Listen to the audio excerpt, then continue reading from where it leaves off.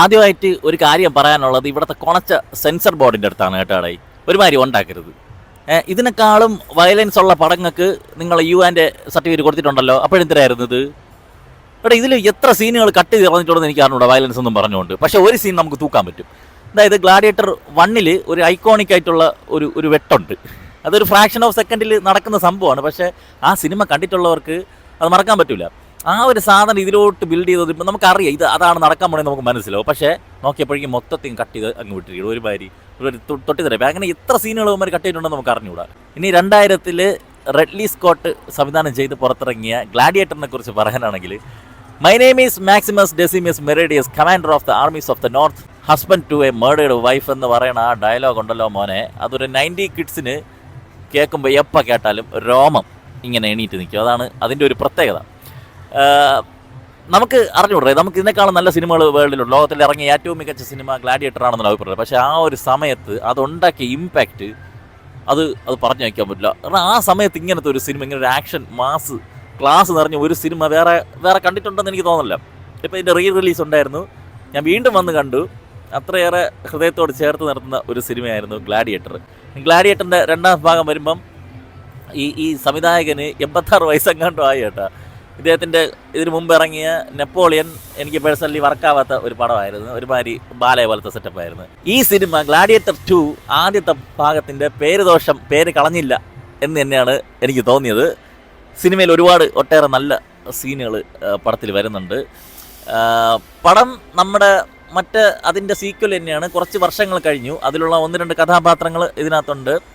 അമ്മച്ചി ഉണ്ടല്ലോ, അമ്മച്ചിയുടെ പേരെന്തൊരു കോണി നീൽസൺ, അവർ ഇതിനകത്തുണ്ട്. മെയിൻ റോളിൽ വന്നിരിക്കുന്നത് പോൾ മെസ്കലാണ്. പുള്ളി ഒരു ഗ്ലാഡിയേറ്ററാണ്. ഇതിൽ സിനിമയിൽ അതേപോലെ തുടങ്ങി അതേ ഫ്ലോയിൽ മുന്നോട്ട് പോകുന്ന ഒരു സിനിമ തന്നെയാണിത്. ഇതിൽ തുടക്കത്തിൽ തന്നെ വരുന്ന ഒരു യുദ്ധരംഗം ഗംഭീരമായിരുന്നു. അതിലെ ഒരു ഇൻസിഡൻറ്റ് അടിപൊളിയായിട്ട് എക്സിക്യൂട്ട് ചെയ്തിട്ടുണ്ടായിരുന്നു. പിന്നെ ഈ പടത്തിന് ലാഗെന്നൊരു സാധനം എനിക്ക് തോന്നിയില്ല. ഇങ്ങനെ പെട്ടെന്ന് സിനിമ പോവുകയാണ്. അത് സീൻ ബിൽഡ് ചെയ്യുന്നതാണെങ്കിലും ആക്ഷൻ രംഗങ്ങളാണെങ്കിലും നല്ല രീതിയിൽ നമുക്ക് മടുപ്പിക്കാതെ എടുത്തു വെച്ചിട്ടുണ്ട്. ആക്ഷൻ രംഗങ്ങളൊക്കെ എസ്പെഷ്യലി എടുത്തു പറയണം. ആക്ഷൻ രംഗങ്ങളിൽ ഒരു കുരങ്ങിൻ്റെ അടുത്തുള്ള ഒരു സാധനമുണ്ട്, ഒരു കാണ്ടാമൃഗത്തിൻ്റെ ഒരു സംഭവമുണ്ട്. അതുപോലെ വാർ സീക്വൻസ് വരുന്നതൊക്കെ ഗംഭീരമായിട്ട് എക്സിക്യൂട്ട് ചെയ്തിട്ടുണ്ട്. അത് മാത്രമല്ല ആ ടെറൈൻ ബിൽഡ് ചെയ്തത് ഒരു പോയിന്റിൽ പോലും ഒരു ബാലയെ കാണുന്ന ഫീല് നമുക്കുണ്ടായിട്ടില്ല ഈ സിനിമ. നമുക്ക് കറക്റ്റായിട്ട് ആ ടെറൈനിൽ ആ കാലഘട്ടത്തിലേക്ക്, ആ സാമ്രാജ്യത്തെ ആ കാലഘട്ടത്തിലേക്ക് നമുക്ക് ഇറങ്ങിച്ചെല്ലാൻ സാധിക്കുന്നു എന്നുള്ള ഇപ്പോഴും അദ്ദേഹം അത് നിലനിർത്തുന്നു എന്നുള്ളത് വളരെ വലിയൊരു പോസിറ്റീവാണ് ഈ സിനിമയുടെ. പിന്നെ കുറച്ച് നെഗറ്റീവ് വന്നിരുന്നത് ആ സിനിമയുടെ അതേപോലത്തെ സീനുകൾ വീണ്ടും റീക്രിയേറ്റ് ചെയ്യാൻ വേണ്ടിയിട്ട് കുറേ സീനുകൾ അതുപോലെ ഈ കഥയ്ക്കകത്ത് കൊണ്ടുവരാൻ വേണ്ടിയിട്ട് വച്ചിട്ടുണ്ടായിരുന്നു. അതിൽ പലതും നമുക്ക് ഫോഴ്സ്ഡായിട്ട് കയറ്റി വെച്ചതായിട്ട് എനിക്ക് 1-2 ഇടങ്ങളിൽ ഫീൽ ചെയ്തു. എന്നിരുന്നാലും ഓക്കെ ആയിരുന്നു. പിന്നെ ഒരു വില്ലൻ കഥാപാത്രത്തിന് അത്രയ്ക്ക് വലിയൊരു പഞ്ചുള്ളതായിട്ട് ഫീൽ ചെയ്തില്ല. അതുകൊണ്ട് തന്നെ അവസാനം ക്ലൈമാക്സിലൊന്നും അങ്ങനെ വലിയൊരു സംഭവം, ഒരു എക്സ്ട്രാ ഓർഡിനറി സംഭവമൊന്നും വന്നിട്ടില്ല. പിന്നെ സിനിമയിലുള്ള പോലത്തെ ഒരു വലിയൊരു ഇമോഷണൽ കണക്ഷനോ നമുക്ക് റിവെഞ്ച് നമുക്കൂടി തോന്നും, അങ്ങനെ ഒരു സാധനം ഇല്ല. അതുപോലെ ഒരു ഗൂസ് ബംസ് വലുതായിട്ടൊന്നുമില്ല. ഞാൻ പറഞ്ഞില്ല, അതിലുള്ള കുറേ സാധനങ്ങൾ തിരിച്ച് അതുപോലെ വീട്ടിൽ കൊണ്ടുവരാൻ വേണ്ടിയിട്ട് നോക്കിയിട്ടുണ്ട്. അത് പലയിടത്തും ഫോഴ്സ്ഫുള്ളി ആയിട്ട് എനിക്ക് തോന്നി. എന്നും ഒഴിച്ചു കഴിഞ്ഞാൽ നല്ല രസമാണ് ഈ പടം കണ്ടുകൊണ്ടിരിക്കാൻ. ടെക്നിക്കലി ഹൈ ആണ് പടം. നല്ലൊരു ടൊണാലിറ്റി ഉണ്ട് സിനിമയ്ക്ക്, നല്ല കളർ ടോൺ. അതുപോലെ സിനിമാറ്റോഗ്രഫി ജോൺ മതിയേഷൻ അദ്ദേഹമാണ് സിനിമാറ്റോഗ്രഫി ചെയ്തിരിക്കുന്നത്, കിടുവായിരുന്നു. അതുപോലെ ഹാരി ഗ്രെഗ്സൺ വില്യംസ് അദ്ദേഹമാണ് മ്യൂസിക് ചെയ്തിരുന്നത്. മ്യൂസിക് ഇദ്ദേഹം തന്നെയാണ് ഇതിൽ ചെയ്തിട്ടുള്ളത്. ഇവർ രണ്ടുപേരും തന്നെയാണ് മറ്റേ സിനിമയ്ക്ക് ഗ്ലാഡിയേറ്റർ ചെയ്തിരിക്കുന്നത്. അപ്പോൾ അതേ രീതിയിൽ എടുക്കാൻ വേണ്ടിയിട്ട് സാധിച്ചിട്ടുണ്ട്.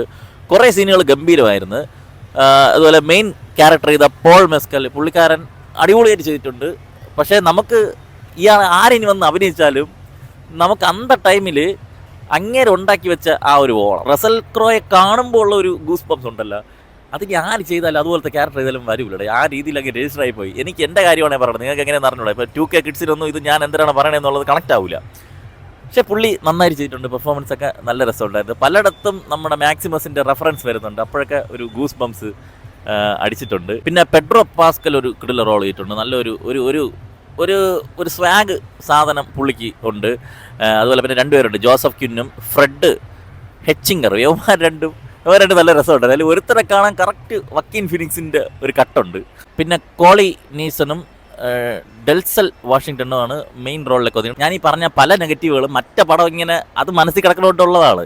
അതുമായിട്ട് കമ്പയർ ചെയ്യുമ്പോൾ വരുന്ന നെഗറ്റീവുകളാണ്. അതിനെ മാറ്റി നിർത്തി, അതിനെ സ്റ്റാൻഡേർഡ് ആയിട്ട് നിർത്തി ഇത് വേറെ പടമായിട്ട് കൺസിഡർ ചെയ്താൽ ഈ പടം അടിപൊളിയാണ്. കുറേ സീനുകളുണ്ട്, കുറേ കിടിലൻ ഫൈറ്റ് മൊമെൻറ്റ്സ് ഉണ്ട്, നല്ല എൻഗേജിങ് ആണ്, നല്ല രീതിയിൽ ആസ്വദിച്ചിട്ടുണ്ട്. ഓവറാൾ ഗ്ലാഡിയേറ്ററിനെ കവച്ച് വയ്ക്കുന്ന ഒരു സിനിമയൊന്നും ഇനി ഉണ്ടാവാൻ പോണില്ല. പക്ഷേ അതിൻ്റെ മാന്യമായിട്ട് തന്നോട് നീതി പുലർത്തിയ ഒരു സീക്വലായിട്ടാണ് ഈ പടം എനിക്ക് ഫീൽ ചെയ്തത്. എന്തരാ വരട്ടെ.